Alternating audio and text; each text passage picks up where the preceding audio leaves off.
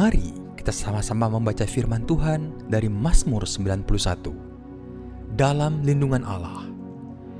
Orang yang duduk dalam lindungan yang maha tinggi dan bermalam dalam naungan yang maha kuasa akan berkata kepada Tuhan, tempat perlindunganku dan kubu pertahananku, Allahku yang kupercayai. Sungguh, dialah yang akan melepaskan engkau dari jerat penangkap burung, dari penyakit sampar yang busuk. Dengan ketpaknya ia akan menudungi engkau, di bawah sayapnya engkau akan berlindung. Kesetiaannya ialah perisai dan pagar tembok. Engkau tak usah takut terhadap kedahsyatan malam, terhadap panah yang terbang di waktu siang, terhadap penyakit sampar yang berjalan di dalam gelap, terhadap penyakit menular yang mengamuk di waktu petang. Walau 1,000 orang rebah di sisimu dan 10.000 di sebelah kananmu, tetapi itu tidak akan menimpamu. Engkau hanya menontonnya dengan matamu sendiri dan melihat pembalasan terhadap orang-orang fasik. Sebab Tuhan ialah tempat perlindunganmu, yang maha tinggi telah kau buat tempat perteduhanmu. Malapetaka tidak akan menimpa kamu, dan tulah tidak akan mendekat kepada kemahmu. Sebab malaikat-malaikatnya akan diperintahkannya kepadamu untuk menjaga engkau di segala jalanmu. Mereka akan menatang engkau di atas tangannya, supaya kakimu jangan terantuk kepada batu. Singa dan ular tedung akan kau langkahi, engkau akan menginjak anak singa dan ular naga. Sungguh hatinya melekat kepadaku, maka aku akan meluputkannya. Aku akan membentenginya, sebab ia mengenal namaku. Bila ia berseru kepadaku, aku akan menjawab. Aku akan menyertai dia dalam kesesakan. Aku akan meluputkannya dan memuliakannya. Dengan panjang umur akan kukenyangkan dia, dan akan kuperlihatkan kepadanya keselamatan daripadaku. Mari kita terus berdoa untuk Pentakosta ketiga. Pentakosta ketiga adalah pencurahan Roh Kudus yang dahsyat di zaman ini, melebihi yang terjadi di Azusa Street. Pentakosta ketiga akan mengakibatkan penuaian jiwa yang terbesar dan yang terakhir sebelum Tuhan Yesus datang kembali. Pentakosta ketiga akan membangkitkan generasi Yeremia, yaitu anak-anak muda yang dipenuhi Roh Kudus, cinta mati-matian kepada Tuhan Yesus, tidak kompromi terhadap dosa, dan akan bergerak untuk memenangkan jiwa. Pentakosta ketiga lahir di Indonesia dan bergerak ke bangsa-bangsa. Gerakan ini dari timur ke barat dan akan kembali ke Yerusalem. Pentakosta ketiga akan memberikan kuasa untuk menyelesaikan amanat agung, dan setelah itu Tuhan Yesus datang kembali. Amin. Shalom semuanya. Shalom Bapak Ibu yang ada di rumah. Puji Tuhan sore hari ini kita bisa kembali sama-sama berkumpul di tempat ini untuk beribadah. Mari saya undang untuk setiap kita untuk bangkit berdiri.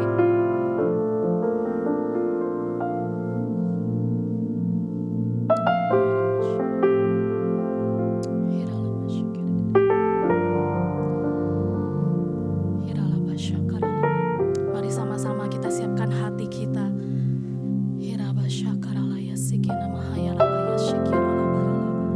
Mari datang ke hadapan Tuhan sore hari ini dengan hati yang penuh kerinduan, dengan hati yang haus dan lapar akan Tuhan.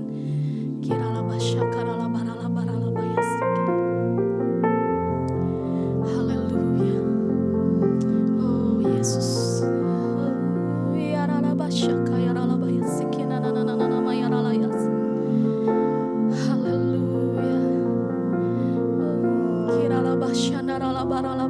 Mari setiap pribadi, mari datang ke hadapan Tuhan sore hari ini. Nyatakan apa yang menjadi kerinduan hatimu. Nyatakan apa yang engkau nanti-nantikan supaya Tuhan jawab.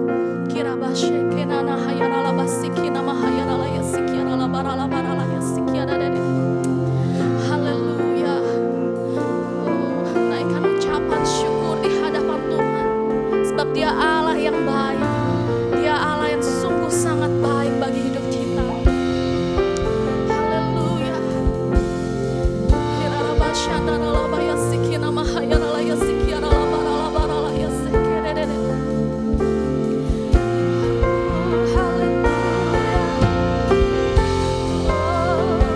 Terima kasih Tuhan. Terima kasih Yesus. Oh, Kau baik. Yesus Kau baik. Oh, Kau sangat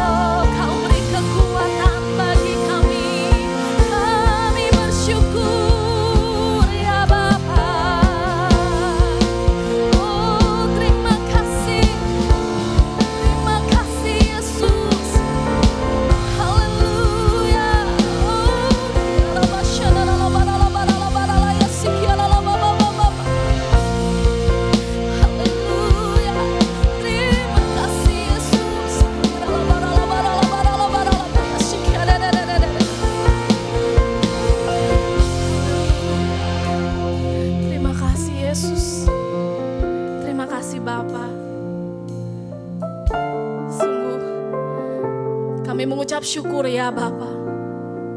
Engkau Allah yang sungguh sangat baik Tuhan bagi hidup kami Tuhan.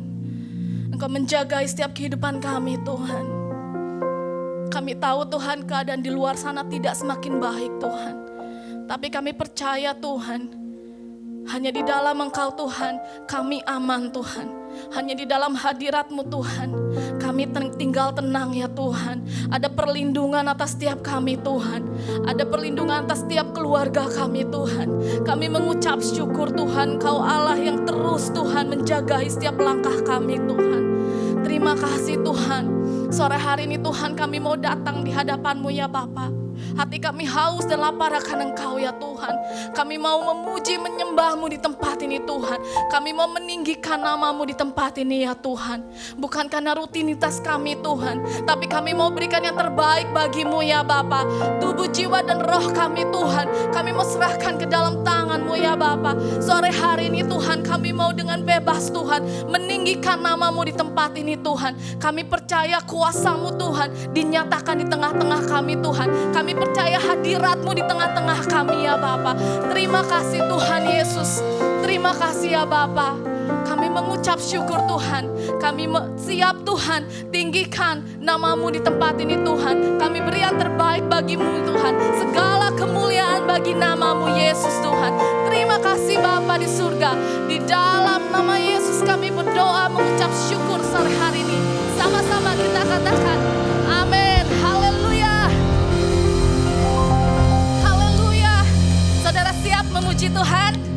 Amin. Haleluya. Sebab kita diberikan kuasa dari Allah. Haleluya.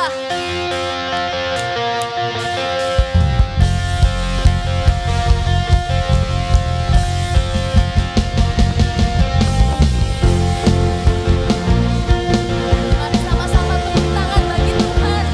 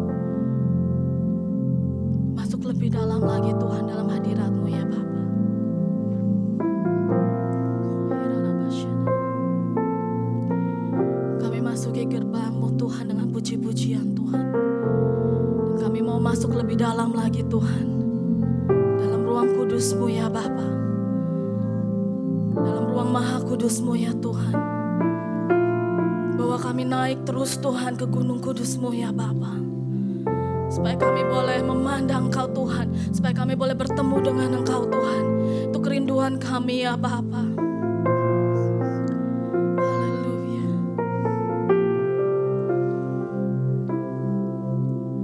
Bawaku ke gunung kudus-Mu, di tempat kediaman-Mu. Biar kemuliaan melingkupi hidupku,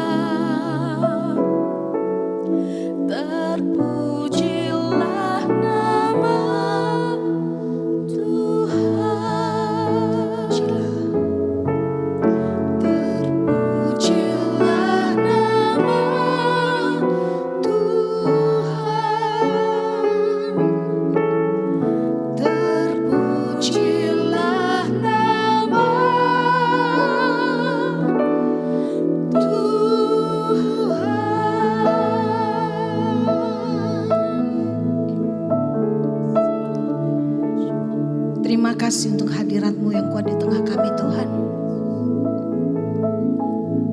Umat-Mu sudah memuji menyembah Engkau. Biarlah itu berkenan dan menyenangkan hati-Mu.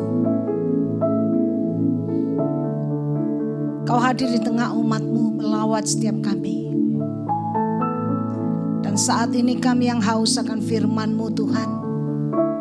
Kami buka telinga kami, hati kami, berbicaralah. Roh Kudus, kami memerlukan Engkau. Kami butuh pengurapan-Mu. Urapi kami dan ajari kami supaya kami mengerti firman-Mu. Tuntun hidup kami supaya langkah kami sesuai dengan kehendak-Mu, menggenapi segala purpose yang Tuhan tentukan dalam hidup kami. Urapilah hamba-Mu ya Tuhan, supaya apa yang keluar itu sungguh dipenuhi dengan kuasa dari tempat yang maha tinggi. Dan selagi firman-Mu diberitakan, Kau menjamah yang sakit, menyembuhkan mereka dimanapun berada. Yang lemah Kau kuatkan malam hari ini. Yang sedang berputus asa, Tuhan beri pengharapan yang baru. Semangat yang patah Kau bangkitkan kembali, Roh Kudus. Bekerja di tengah kami dengan luar biasa ya Tuhan. Kami buka telinga kami seperti seorang murid. Berbicaralah, kami mendengarkan Engkau. Terima kasih Tuhan, firman-Mu ya dan amin. Oleh karena mendengar firman Kristus, iman kami timbul. Dan di atas iman itu kami akan hidup sampai kedatangan Yesus yang kedua kali menjemput kami semua. Terima kasih Tuhan. Di dalam nama Yesus kami bersyukur dan siap mendengar firman-Mu. Semua yang haus akan firman Tuhan katakan amin. Beri kemuliaan buat Tuhan. Silakan duduk.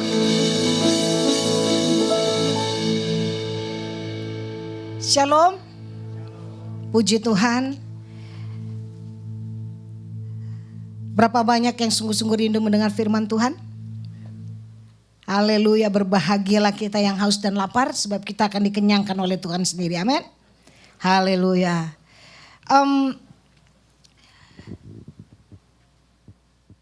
Saya menyampaikan apa yang menjadi tuntunan Tuhan kepada melalui gembala pembina kita buat seluruh gereja Tuhan. Kalau saudara mau mendengarkan khotbah yang paling lengkapnya, yang Pak Niko itu yang pagi hari. Jadi di YouTube, ambil di YouTube yang tadi pagi itu full Pak Niko. Jadi tuntunannya yang penuh ada di situ, bisa dilihat anytime. Nah, apa yang Tuhan berikan, kalau boleh kita buka bersama-sama dulu, nanti saya hubungkan, saya akan menyampaikan juga yang apa yang disampaikan oleh Pak Niko kepada kita.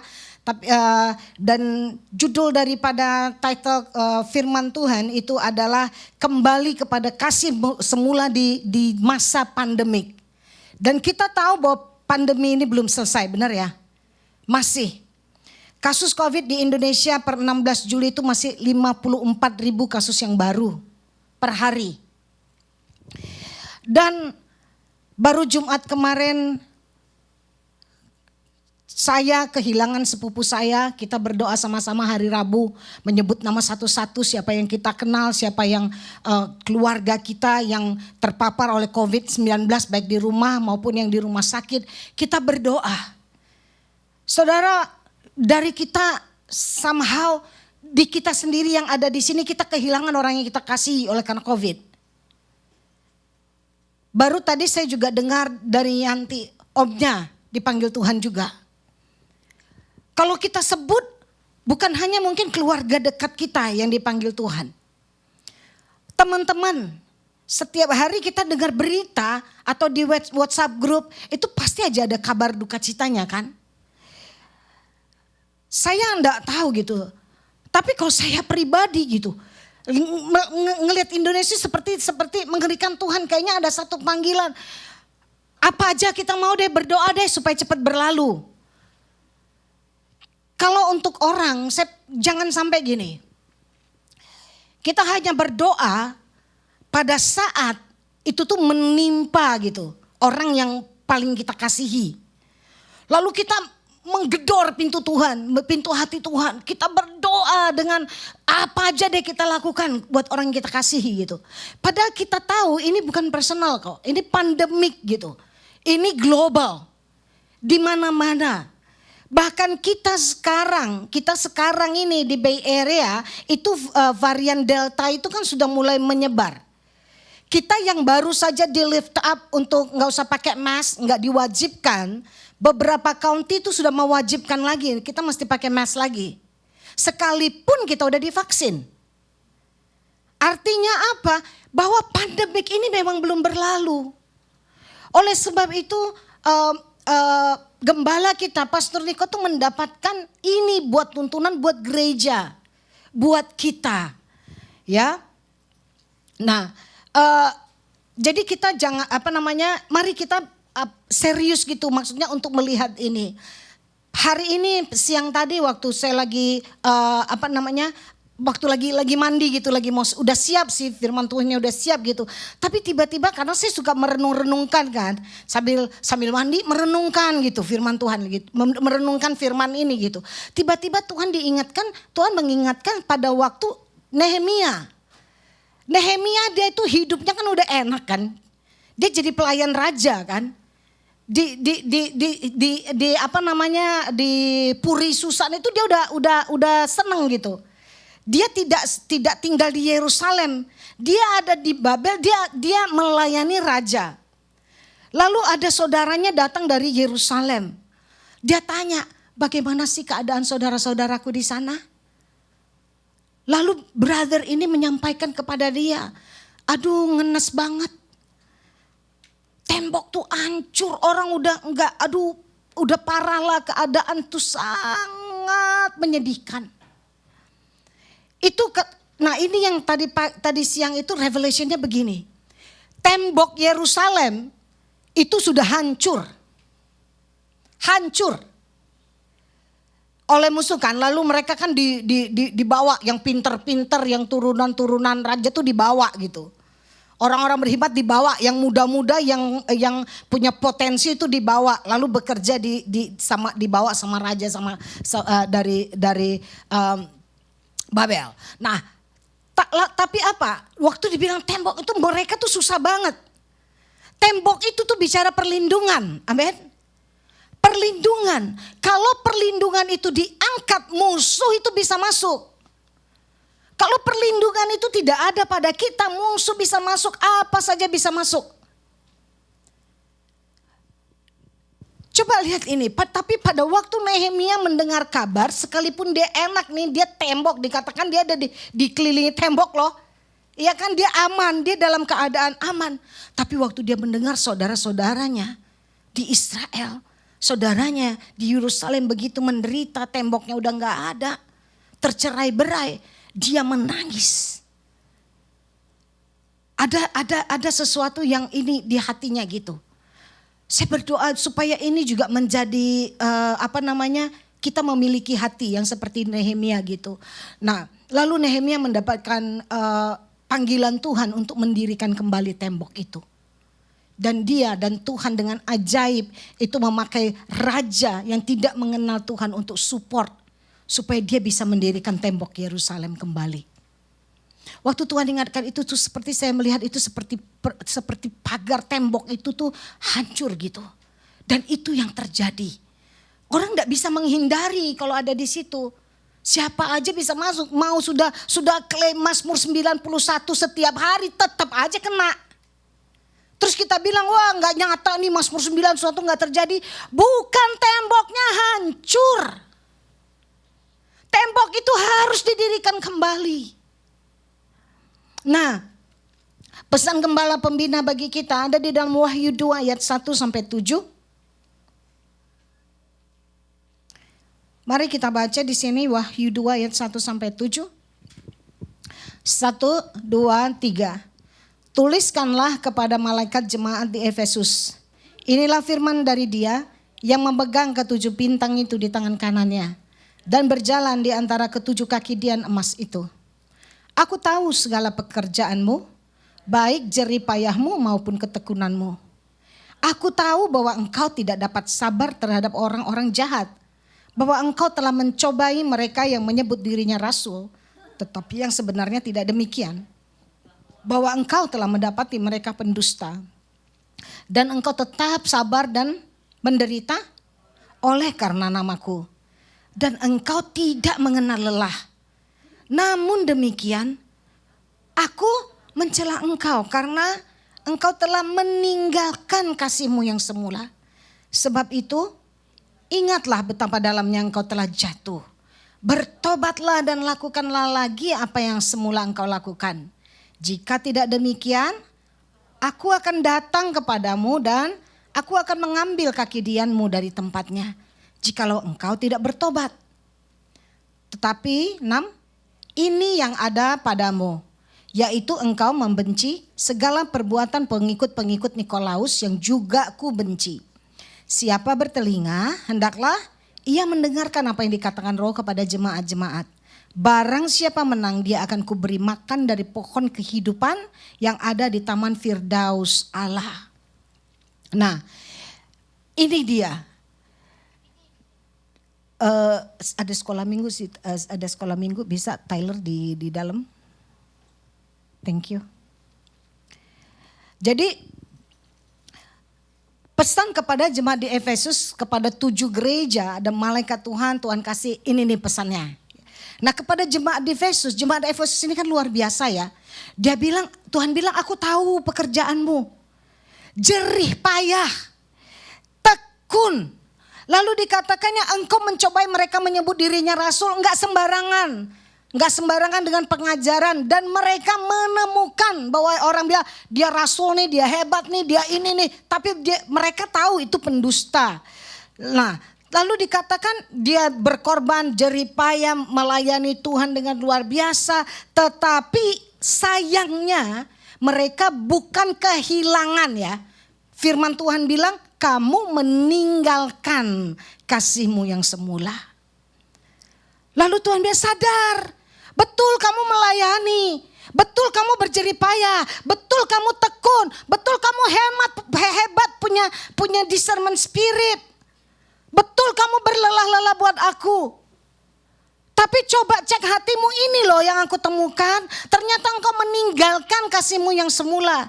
Pertanyaan saya, waktu dia pelayanan itu, waktu dia berjerih payah buat Tuhan itu, motivasinya apa?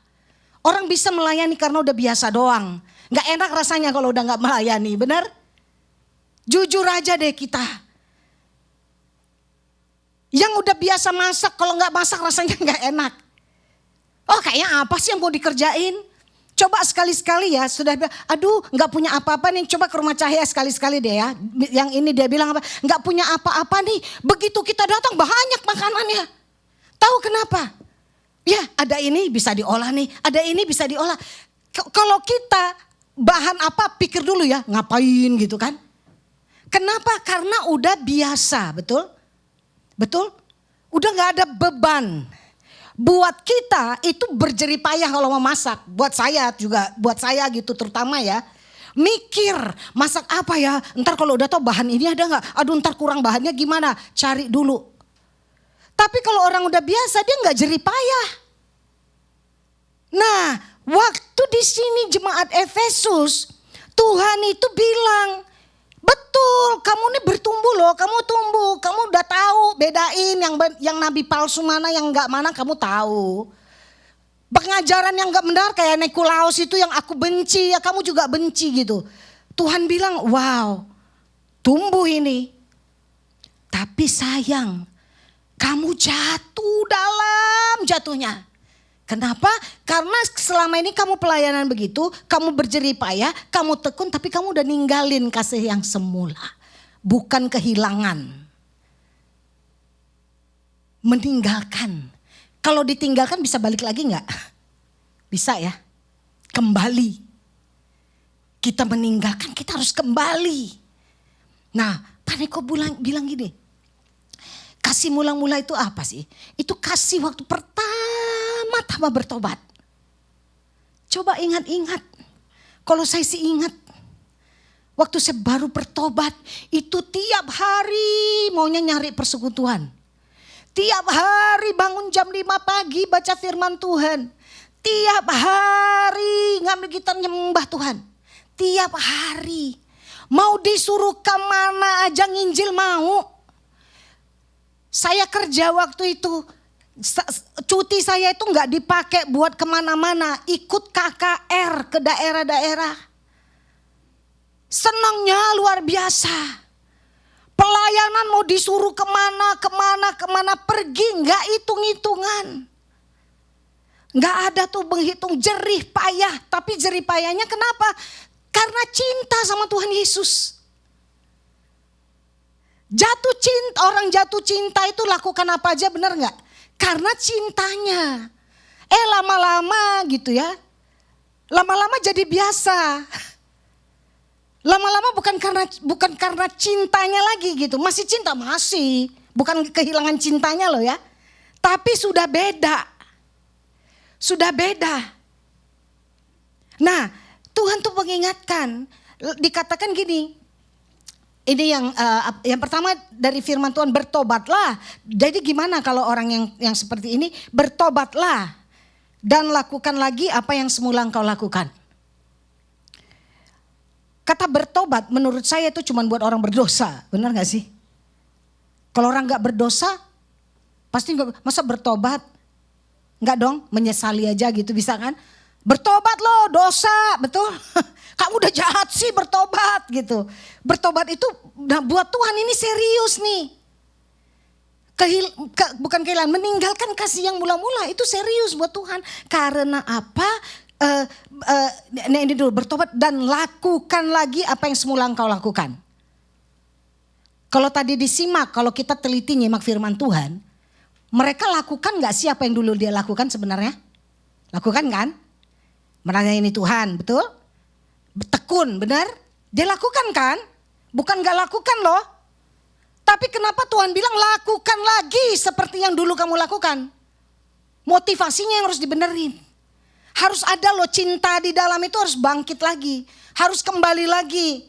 Bahwa mereka melayani bukan karena asal melayani, bukan karena dia mempelajari. Dasarnya itu harus betul-betul karena kasih kepada Tuhan. Cinta mula-mula kepada Tuhan.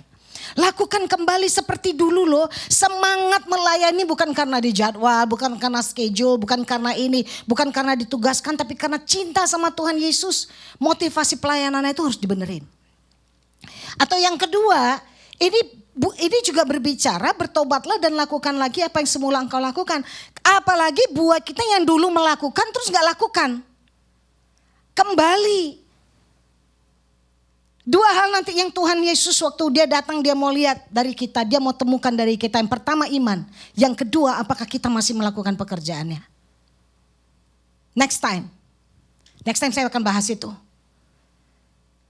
Nanti sedikit cuplikan saya ambil karena ini firman yang saya dapat buat kita juga. Nah, jadi kembali lakukan yang semula engkau lakukan. Apa yang semula engkau lakukan? Kalau dulu tiap hari gak pernah bolos baca firman Tuhan, lakukan lagi. Kalau dulu selalu punya waktu buat berdoa, lakukan lagi. Dulu waktu di Indonesia, saudara yang pernah pelayanan di Indonesia, itu tiap ini ada ketemu, penuh hari-harinya. Lakukan lagi. Ya. Nah, Pak Niko bilang gini, arti dari aku akan mengambil kaki Dian dari tempatnya adalah kehilangan keselamatan. Berarti keselamatan itu bisa hilang juga kalau seseorang meninggalkan kasih yang semula. Makanya Tuhan bilang kalau kamu gak bertobat, aku akan mengambil kaki Dian. Aku akan datang dan mengambil kaki Dian dari tempatnya. Artinya dia kehilangan keselamatan. Tapi kalau dia menang di akhir daripada perikop ini dikatakan, engkau akan kuberi makan dari pohon kehidupan. Amin. Hidup kekal untuk selama-lamanya. Nah, di Wahyu 3 ayat 11a dikatakan ini dari setelah surat kepada 7 jemaat ini terakhir dikatakan aku datang segera. Saudara percaya bahwa Tuhan Yesus mau datang? Amin. Ya, Tuhan Yesus mau datang.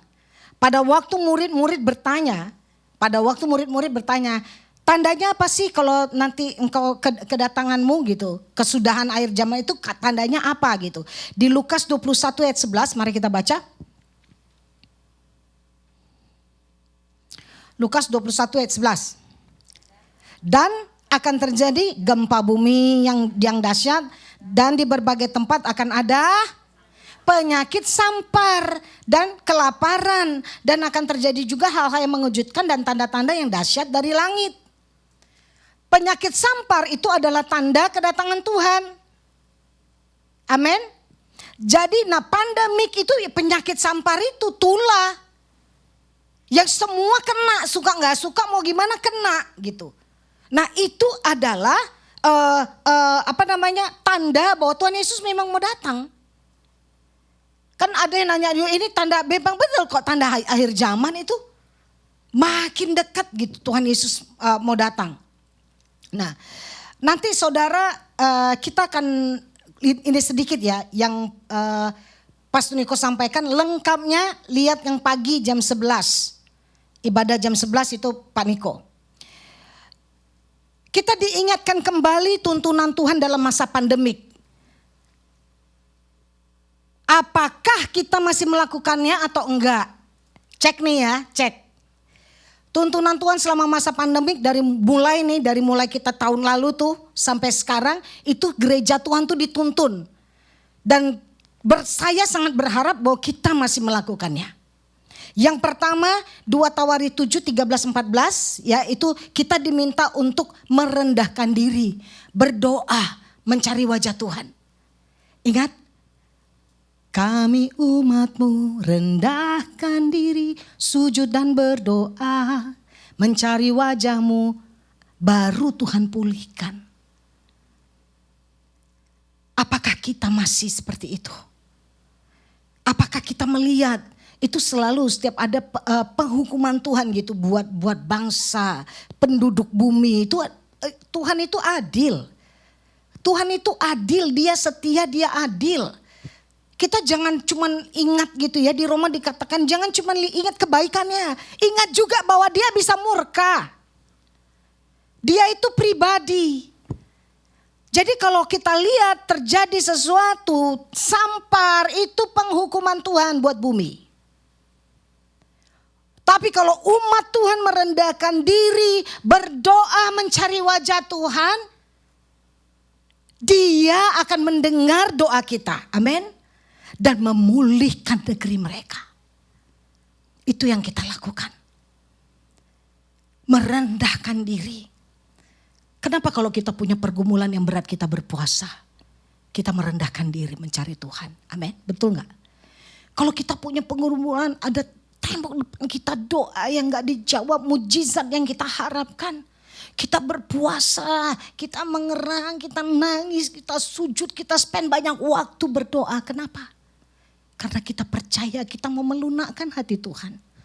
Tuhan, saya tahu ini terjadi sama anak saya karena dia meninggalkan Engkau. Tuhan, saya tahu, ampuni dia, bersyafaat buat orang yang kita kasihi. Ayub bersyafaat setiap hari buat 10 anaknya. Setiap hari 1 orang, 1 korban, 1 mesbah buat 1 anak. Dia berdoa buat anak si A, nomor 1. Dia di altar ini. Dia bersyafaat buat anaknya yang nomor 1. Dan lalu anaknya yang kedua, dia bersyafaat buat anaknya yang kedua. Tapi tetap waktu pagar itu diangkat, semua anaknya mati. Betul gak? Betul? At the end Tuhan ganti. Tapi Tuhan itu adalah Tuhan yang adil. Secara pribadi maupun corporate, Tuhan minta kita dalam masa pandemik ini, tuntunan Tuhan itu merendahkan diri, mencari wajah Tuhan dan berdoa. Yang kedua, ingat tuntunan ini, menghardik COVID. Ingat seperti Tuhan Yesus berkata waktu ada badai, diamlah, tenanglah, lalu badai itu tenang. Pak Diko tuh kasih contoh. Contohnya adalah pandemik Spanyol, flu Spanyol. Iya kan? Tiba-tiba aja flu-nya hilang. Tiba-tiba dari gitu, tiba-tiba aja hilang. Nah, kita berdoa. Itu bisa hilang, biar pergi gitu. Dia mau diketawain, mau diketawain, mau dicemooh. Tapi firman Tuhan berkata kalau kita punya iman gak apa-apa kok, kita hardik. Diam, tenang. Berhenti di situ. Gitu. Itu that's the power. Setiap perkataan kita tuh pasti ada powernya, benar? Nah, yang ketiga masih nggak lakukan nih. Kalau saya lagi mendengar kita di EPT, kita lagi berdoa. Kalau kita lagi berdoa di local prayer tower, kita masih berdoa. Diam, tenang. Kita berdoa. Berdoa dengan yang ini masih kita lakukan. Yang ketiga, perkatakan Mazmur 91. Masih nggak? Perkatakan setiap hari Mazmur 91. Mazmur 91 itu ada berapa ayat? 16. Satu kali Abi bilang gini sama saya. Bukan tahun lalu udah pandemik. 2019 kalau nggak 2019 belum pandemik ya. Terus dia kan ikut VBS. VBS ya, Vacation Bible School ya, lagi summer kan. Terus dia ikut gereja di Brotherhood di dekat Park Merced. Armenian Church kalau nggak salah. Jadi dia ikut di situ gitu. Terus jadi mereka lagi ditanya siapa kalau bisa ngafal ayat, satu ayat itu dia dapat berapa poin. Mereka ngumpulin poin gitu kan.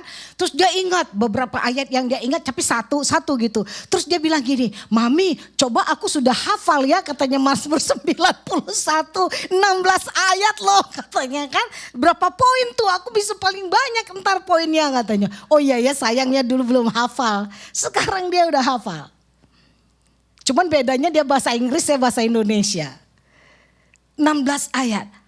Perkatakan setiap hari. Amin. Nah, waktu kita memperkatakan, iman kita bangkit gak? Bangkit. Kita timbul iman kita. Engkau tak usah takut terhadap kedahsyatan malam, terhadap panah yang terbang di waktu siang. Ketakutan pergi. Karena kita memperkatakan firman Tuhan, engkau tak usah takut. Amin. Nah, Mazmur 91 perkatakan. Jadi tadi yang pertama merendahkan diri masih dilakukan enggak? Yang kedua menghardik COVID-19 masih dilakukan enggak? Terus yang ketiga perkatakan Mazmur 91. Yang keempat, ingat pada ini kita diingatkan tentang Daud. Pada waktu Tuhan marah menghukum dengan penyakit sampar, 70.000 orang mati. Lalu Daud melihat ada malaikat Tuhan sedang mengarahkan pedangnya, dia di atas pengirikan Arauna. Nah, lalu Daud mendapatkan inisiatif mau mendirikan mesbah di situ. Dia beli dari Arauna kan. Terus Daud buat mesbah di pengirikan Arauna dengan membayar harga. Arauna bilang, oh enggak apa-apa buat tuanku raja gratis. Tapi Daud tidak mau. Dia bilang aku gak mau ini buat Tuhan, aku gak mau gratis, aku mau bayar harga. Bayar harga. Lalu Daud membayar harga, waktu dia dirikan mesbah itu, tulah berhenti. Nah kita diminta mendirikan mesbah. Mesbah itu apa? Doa, pujian, penyembahan dalam unity. Amin. Dalam masa pandemik, ternyata tuntunan Tuhan tuh luar biasa. Ini saya ingetin aja buat kita ya. Dalam masa pandemik, saya ingat banget dulu pastor-pastor yang di bawah Pak Niko Amerika Kanada itu setiap bulan tuh suka kumpul berdoa bersama doang. Lalu begitu pandemik kepikiran, yuk bikin ini aja yuk. Kita sebelum 10 hari sebelum Pentakosta kita bikin doa. Kita bikin KKR. Lalu ada tuh 10 hari menjelang Pentakosta tahun 2020 akhir bulan Mei kalau nggak salah. Ya, akhir bulan Mei mulai kita bikin tiap hari ada KKR. Pencurahan Roh Kudus. Nah, hari terakhir waktu hari Pentakosta itu kita minta paniko. Lalu meeting lagi. Kita kan rindu ya ada menara doa bareng-bareng kan gitu. Sekarang kan lewat Zoom bisa gitu. Tahun lalu nih. Yuk kita bikin aja yuk doa mulai dari 2 jam tapi tiap hari. 2 jam doang loh, 2 jam doang. Tiap hari itu cuma 2 jam gitu. Ayo yuk mau yuk komitmen semua. Udah komitmen, jangan. Yuk kita minta, yuk oke kick off-nya Pak Niko buat resmiin gitu pas 31 Mei. Jadi di ini kan lah UPT waktu itu, United Prayer Tower, masih USA Kanada. Rita ingat ya? USA Kanada. Dimulai cuma 2 jam. Itu tidak akan terrealisasi kalau bukan karena pandemik. Nggak akan terrealisasi tuh berdoa bersama-sama USA Kanada gitu untuk hal ini. Nggak terjadi. Akhirnya bisa loh terjadi. Mulai 2 jam malam, yuk nambah lagi 2 jam pagi. Jadi 4 jam. Terus nambah lagi 8 jam. Kalau mau 24 jam tuh nggak mungkin kita sendiri. Pas kita tidur siapa dong yang cover? Ayo kita mulai dapat tuntunan juga kan, east to west gitu. Jadi harus ada nih gitu. Jadi banyak lah tuntunan Tuhan, pimpinan Tuhan. Akhirnya ini Indonesia mulai 12 jam ini terus singkat cerita. Nggak sampai setahun, dari mulai awal Juni sampai Oktober itu udah 24 jam. Dari Juni sampai Oktober, kaget. Ternyata tanpa kita tahu, Pak Niko itu sedang berdoa Tuhan tuh kasih bahwa ini Pentakosta ketiga itu east to west dari mulai Indonesia ke bangsa-bangsa terus nanti kembali ke Yerusalem. Caranya gimana ya Tuhan gitu kan? Caranya gimana ya Tuhan? Terus dapat tuh gedung Azusa Street. Ya kan ada gedung Azusa Street. Oke, namanya jadi Azusa Street Prayer Tower gitu kan. EPT. Dan dia mendapatkan caranya tuh yang kayak UPT itu. Jadi 24 jam. Ternyata dari situ Tuhan udah mulai tanpa kita tahu bahwa endingnya tuh bakal ke situ gitu. Lewat dari itu akan terjadi cuman karena lewat pandemik ini loh. Kenapa? Karena kita mau bangun mesbah dengan membayar harga. Amin. Amin. Bayar harga loh. Setiap kita, ingat gak waktu kita pernah lagi habis goyes kita mesti doa. Di parkiran doa. Ini dulu sampai bawa gitar Pastor Billy di mobil. Karena apa? Bayar harga loh. Komitmen ada waktunya. Nah saudara, Tuhan mau kita bangun mesbah. Bangun mesbah. Saya encourage 2 minggu lalu Pastor Billy bilang ayo kita ada local prayer tower. Mulai bangkitkan. Berapa lama sih? Cuman 1 jam. Tuhan Yesus tanya kepada murid-muridnya. Wajar sih kalau kita bilang aduh Tuhan 1 jam tuh lama. Ingat 3 murid dibawa Tuhan Yesus ke Taman Getsemani. Khusus loh Tuhan minta. Tuhan Yesus tuh gak pernah minta sama mereka. Tapi Tuhan bilang gini, aku tuh perlu support. Aku mau ditangkap, ini ada udah waktunya gitu. Dia tetap manusia. Waktu dia berdoa pun di Taman Getsemani, keringatnya bercucurkan tuh darah saking stresnya. Dia minta support dari murid yang paling dekat sama dia, 3 murid ini. Yohanes, Petrus dan Yakobus.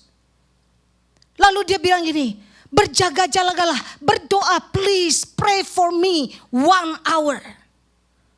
Seberapa sih saudara 1 jam untuk support Tuhan Yesus yang mau ditangkap dan dia dalam keadaan ketakutan? Saya yakin itu kan udah menjelang kematian Yesus kan. Kalau ada saudara kita, keluarga kita yang dying, jangankan 1 jam, 6 jam kalau perlu kita doa buat dia, amin. Supaya dia bangkit, dia sembuh.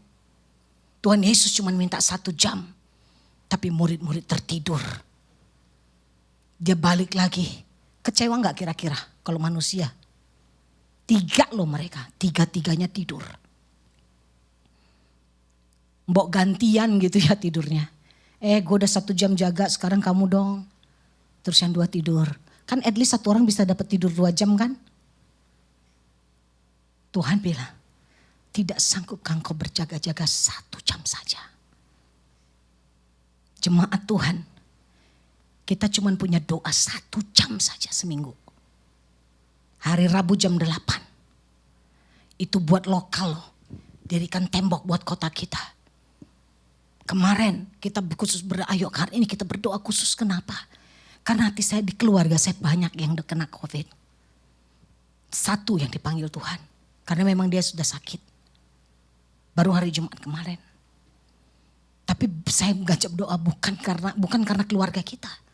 Masa sih kita gak punya hati keadaan Indonesia seperti itu? Hamba-hamba Tuhan. Masa kita gak punya hati kalau di sini masih ada rumah sakit. Begitu pada kalau waktu di Amerika, begitu capacity dari ICU-nya berapa persen dulu yang harus lockdown? 15%? Gak boleh sampai zero kan? Di Indonesia gak ada tempat sama sekali.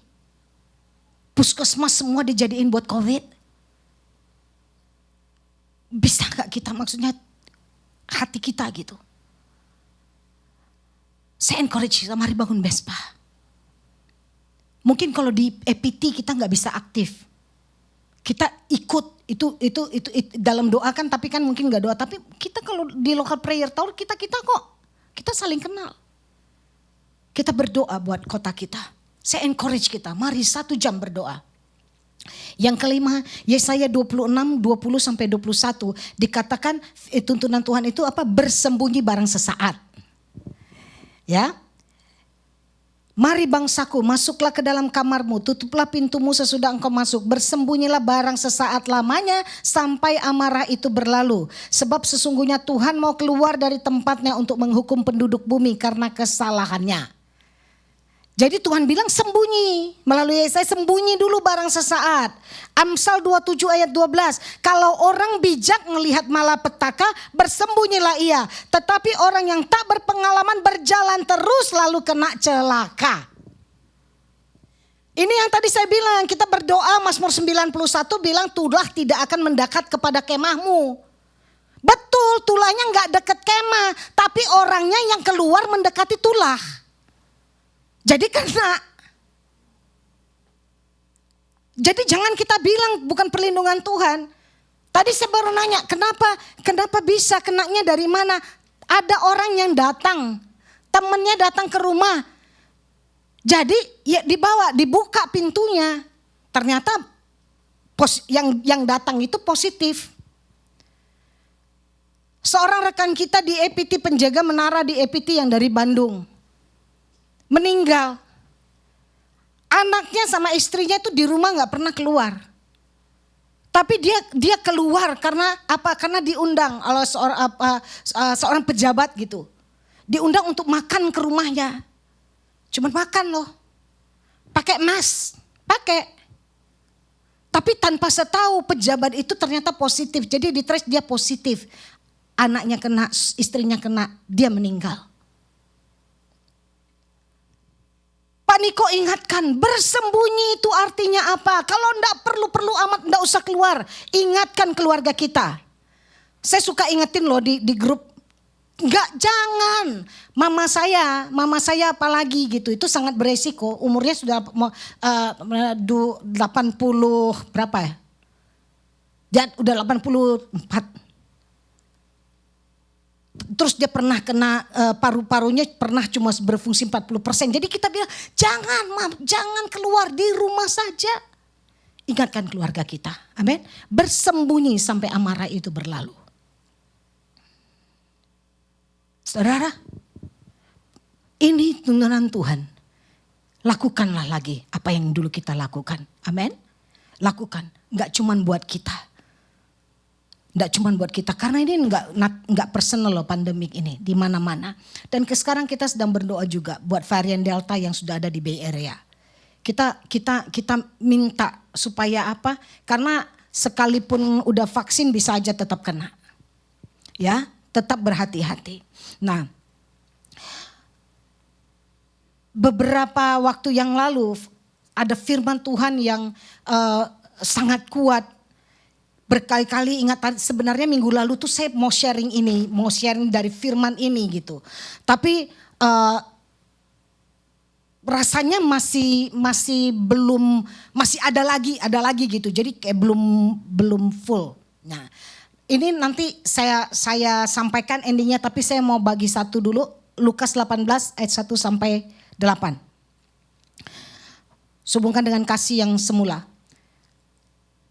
Perumpamaan tentang hakim yang tak benar.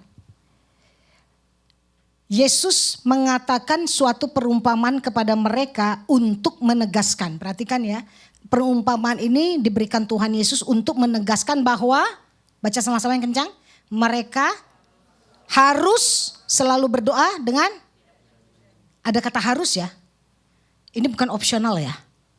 Menegaskan, jadi Yesus menegaskan dengan perumpamaan ini mereka murid-murid itu supaya mereka harus selalu berdoa dengan tidak jemu-jemu. Katanya dalam sebuah kota ada seorang hakim tidak takut akan Allah dan tidak menghormati seorang pun. Dan di kota itu ada seorang janda yang selalu datang kepada hakim itu dan berkata, belalah aku terhadap lawanku. Beberapa waktu lamanya hakim itu menolak. Tetapi kemudian ia berkata dalam hatinya, walaupun aku tidak takut akan Allah dan tidak menghormati seorang pun, namun karena janda ini menyusahkan aku, baiklah aku membenarkan dia. Supaya jangan terus saja ia datang dan akhirnya menyerang aku. Itu ceritanya. Jadi hakimnya ini gak kenal Tuhan, bukan orang benar, hakim yang jahat gitu kan. Tapi karena dia gak mau diganggu, udah deh aku benerin aja deh gitu. Jadi dia di granted gitu kan. 18, kata Tuhan, camkanlah apa yang dikatakan hakim yang lalim itu. Tidakkah Allah akan membenarkan orang-orang pilihannya yang siang malam berseru kepadanya. Siang malam, day and night, berdoa dengan tidak jemu-jemu kepadanya. Amin. Itu orang dibenarkan Tuhan. Artinya sekalipun mungkin kita ini kan tidak sempurna. Tetapi Tuhan akan membenarkan anak-anaknya yang berseru siang malam kepadanya. Amin. Lalu perhatikan nih, dan adakah ia mengulur-ngulur waktu sebelum menolong mereka? Tuhan tolong gak? Tuhan tolong. Aku berkata kepadamu, baca sama-sama ini ayat 18. Ia akan segera membenarkan mereka. Terus, akan tetapi jika anak manusia itu datang, nyambung gak sih? Nyambung gak nih? Dari mulai hakim membenarkan, terus Tuhan Yesus bilang masih nyambung sih. Aku akan membenarkan anak-anakku yang berseru siang malam, benar. Akan tetapi, nah loh kok ada akan tetapi, aneh ya. Nanti saya bakal kau bayangin nih. Akan tetapi jika anak manusia datang, Tuhan Yesus tuh udah mau datang. Cuman berkata gini, adakah ia mendapati iman di bumi? To be continued yang ininya. Tapi lewat ini, Tuhan tuh ingatkan, kita harus berdoa tidak jemu-jemu. Amin. Dan dia tidak akan mengulur waktu untuk menolong kita. Dia tidak akan mengulur waktu untuk menjawab kita. Amin. Mari kita bangkit berdiri.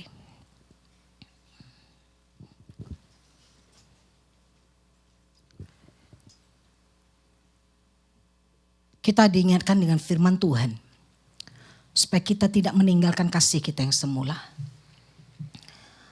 Ingatlah pada waktu engkau pertama-tama jatuh cinta sama Tuhan Yesus.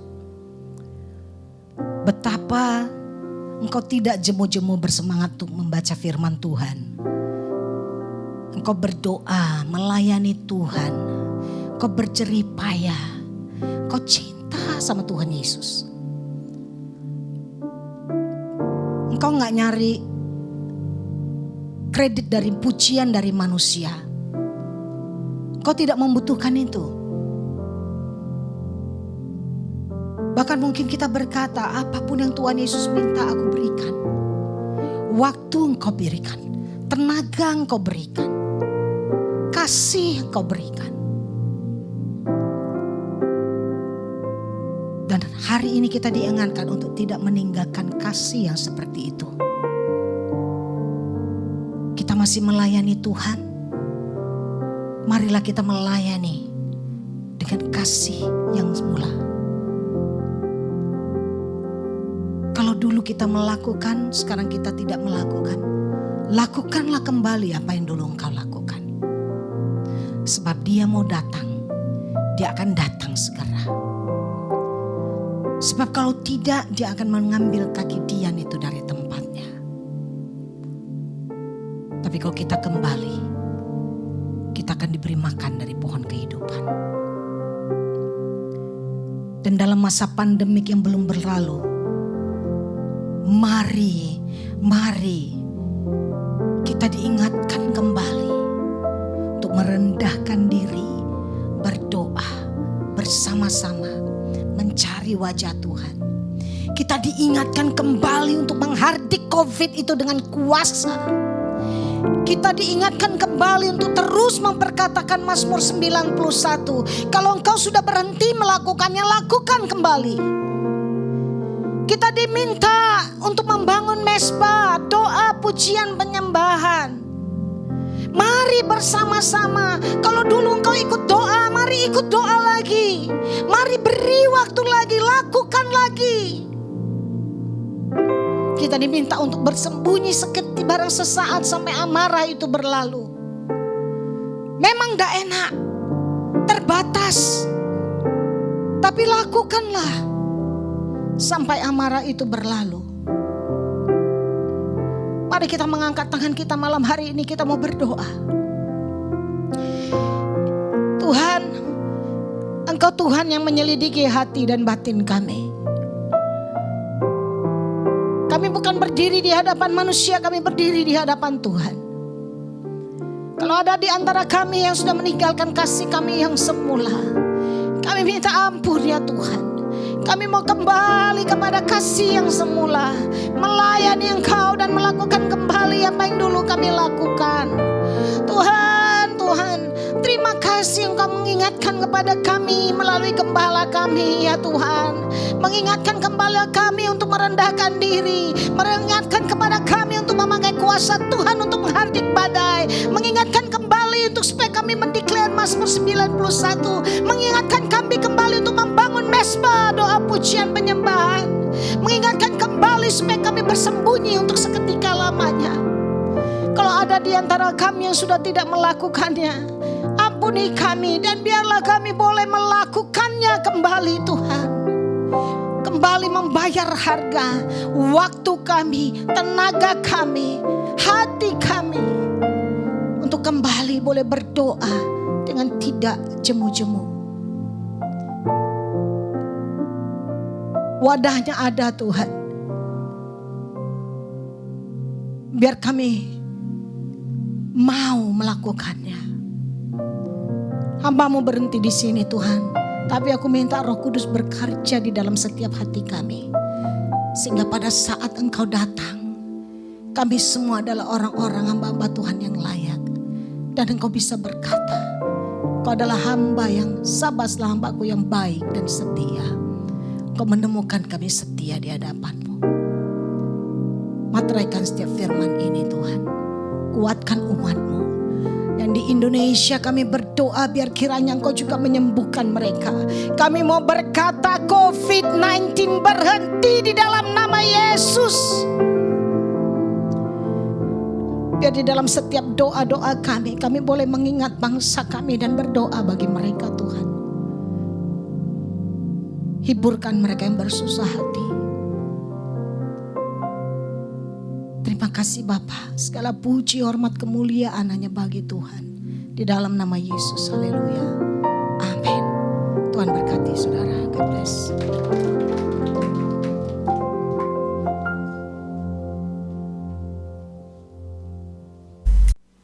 Shalom Church, praise God for the message we've heard today. First of all, I'd like to welcome our congregation, both new and current, who are joining us virtually and on-site. We're so glad to have you here at Bethel Church, California. We have a few announcements to make for this upcoming week. We have on-site Sunday service in Bahasa, Indonesia at 5 p.m. There will be no Sunday school provided, so for those of you who are bringing children, they have to stay with their parents. Everyone is required to wear a mask at all times throughout the service.